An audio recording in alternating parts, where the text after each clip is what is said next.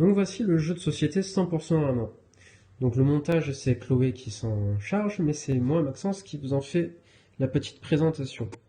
Donc le jeu 100% maman est un jeu coopératif, c'est-à-dire que le principe, c'est que toutes les joueuses l'emportent face au jeu ou perdent face au jeu. Elles ne jouent pas les unes contre les autres, ce n'est pas un jeu compétitif, mais c'est un jeu où elles doivent se serrer les coudes tout simplement et apprendre à travailler en équipe pour gagner contre le jeu. Toutes seules, c'est certain qu'elles n'y arriveront pas, puisque chacune a un bout de vérité, a un bout d'information, et c'est en les mettant en commun qu'on va réussir à s'en sortir, et on s'en sort toujours ensemble face aux problèmes qui nous arrivent. Il y a donc 12 thèmes dans le jeu, renvoyant chacun à une situation que peut vivre la maman célibataire dans sa vie, qui sont des thèmes très classiques.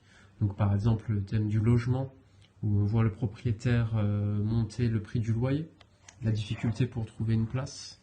On peut voir le problème à l'hôpital avec le service de santé, le personnel de santé, avec lors de la grossesse, lors de l'accouchement, tout le suivi qu'on peut avoir.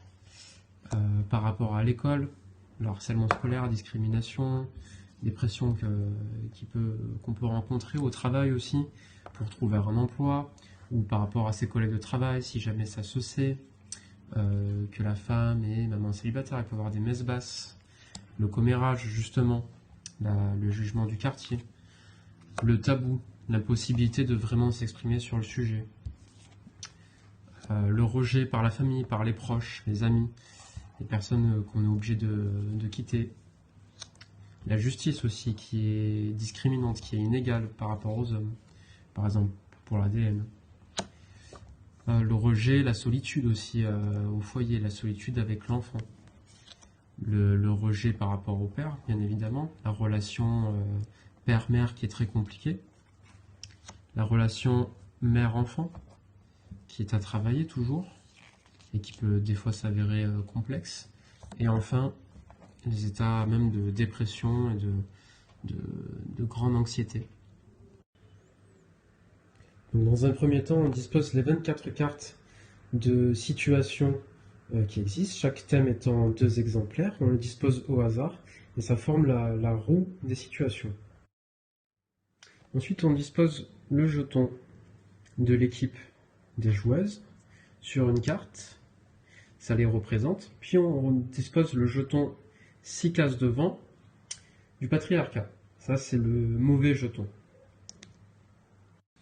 C'est au travers de ces 2 jetons, ici et ici, qu'en fait tout le jeu va reposer.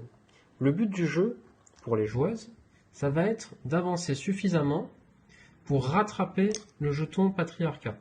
Si jamais le jeton des joueuses rattrape le patriarcat, les joueuses ont gagné le jeu. Mais si à l'inverse, c'est le patriarcat qui avance suffisamment pour doubler et rattraper le jeton des joueuses, alors c'est le jeu qui a gagné. C'est une course. Mais comment savoir quel jeton doit avancer? C'est très facile, c'est grâce à ces cartes. Le fonctionnement d'un tour est très simple. Quand ça vient à nous, il faut simplement trouver la carte, la situation qui est juste devant notre jeton. Là, en l'occurrence, nous cherchons la dépression. Donc à notre tour, nous allons piocher l'une des cartes au hasard. Par exemple, je prends celle-là. Il s'avère que c'est l'école. Je n'ai pas le droit de dire aux autres joueurs qui sont présents la carte que j'ai vue. Je la remets face cachée. Comme ce n'était pas la bonne carte, c'est le patriarcat qui avance.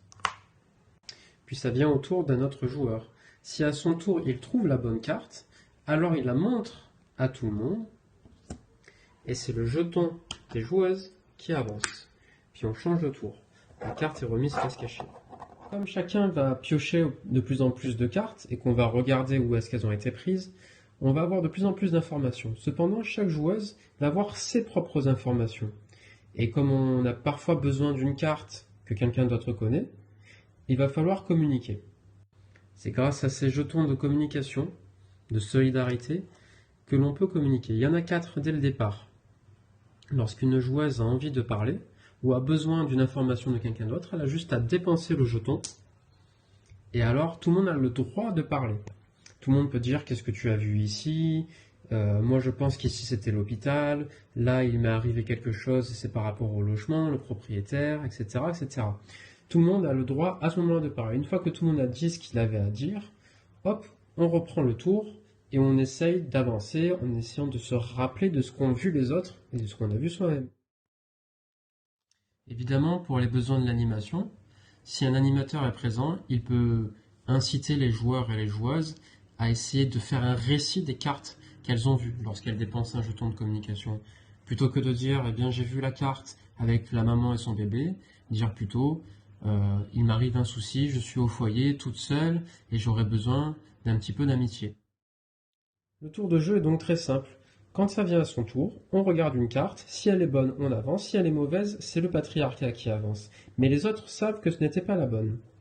Donc c'est comme ça qu'on va avancer petit à petit en utilisant de temps à autre les jetons de communication, de solidarité. Pour regagner un jeton de solidarité, c'est très simple. Il suffit de retourner la bonne carte, la carte 100% à main. C'est une carte bonus. Elle nous donne, lorsqu'on la pioche, un jeton qui revient ici et qui est pour tout le monde. Lorsqu'on a retourné la carte 100% en main, on la montre, on la met face cachée et avec une carte qui est juste à côté, on les mélange. On les mélange de telle sorte qu'on ne sache plus où est l'une et où est l'autre. Mais attention, il existe aussi une mauvaise carte, la carte patriarcat. Celle-ci, lorsqu'on la pioche, on ne gagne rien. Le patriarcat n'avance pas, mais en revanche, on la retourne et on prend deux cartes à côté et on les mélange. Ce qui fait que du coup, c'est beaucoup plus difficile pour savoir quelle carte on a déjà vue et où elle se trouve. Le jeu va avancer petit à petit. Peut-être que maintenant elle est ici, ou ici, ou ici. On ne sait pas. Et si on avait vu des cartes ici, on ne sait plus exactement où elles se trouvent. Le jeu enseigne donc à faire la bonne économie des jetons de communication, puisqu'il faut savoir parler au bon moment, et il faut savoir bien se souvenir de ce qu'on a vu, bien le raconter, et bien être clair pour que ce soit utile aux autres. Par exemple, il n'est pas forcément utile de dire ici « j'ai des problèmes avec le travail », alors que la carte que l'on cherche en ce moment, c'est la justice. Ça dépendra de nos capacités de mémoire, de nos capacités de discussion, de communication. Donc c'était le jeu 100% à main. Je pense qu'il est assez simple dans les règles. Nous l'avons testé avec des joueurs de Tabadoul, mais aussi avec les mamans du foyer. Il n'y a pas besoin de savoir lire ou d'avoir une grande compréhension. Les enfants peuvent aussi y jouer. On peut, si on trouve que le jeu est trop compliqué dans les règles, retirer les cartes bonus et malus, qui peuvent être des fois un petit peu plus complexes que les autres, et se contenter des jetons de communication. Et pour le reste, eh bien, la victoire est des fois assez difficile à avoir, mais c'est ce qui rend le jeu stimulant. Et avec une bonne communication, tout est toujours possible. Voilà, j'espère que cette présentation vous a plu, n'a pas été trop longue.